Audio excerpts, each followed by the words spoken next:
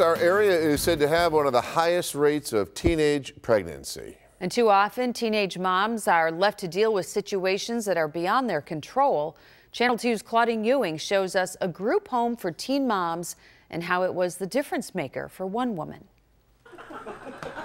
Babies often bring joy to new parents.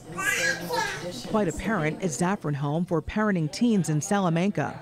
Call it a place of refuge. It's a reality-based program, so they're 24/7 learning life skills, caretaking of their baby, their toddler. So needed for teen moms. That was the case for Teresa Thomas. She was 15 and pregnant, and her mother wanted her place. She says, nope, not on my watch. I'm sending you away.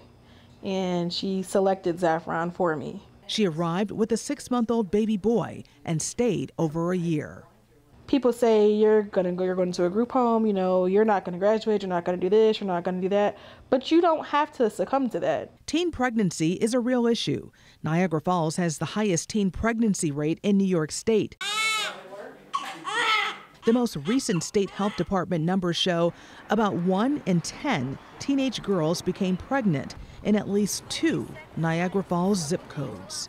Teresa Thomas was from Buffalo. Erie County Health Department statistics, they're quite telling. The latest figures from 2015 show 630 pregnant teens in the city of Buffalo. Across the county, 930. And it was only a slight dip from the previous year. If you were talking to young girls now who are 15, what would you tell them?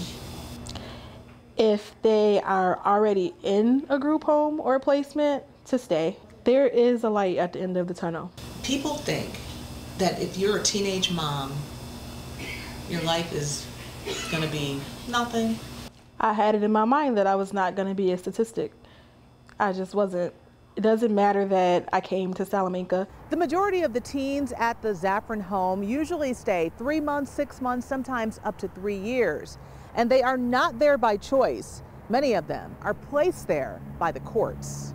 So if they aren't here by choice, you can imagine cooperation is not easy at first. Restriction, they could have named that Teresa because I was always on restriction.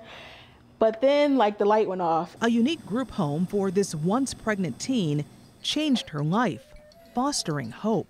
A lot of times when they come, they're defeated because everybody said they're a teen mom, there's no way, they're not going to have a life. And here's where we teach them otherwise. And the lessons learned last forever. I don't own like a Hilton or like drive a fancy car, but for what I consider successful in life, I think I have it.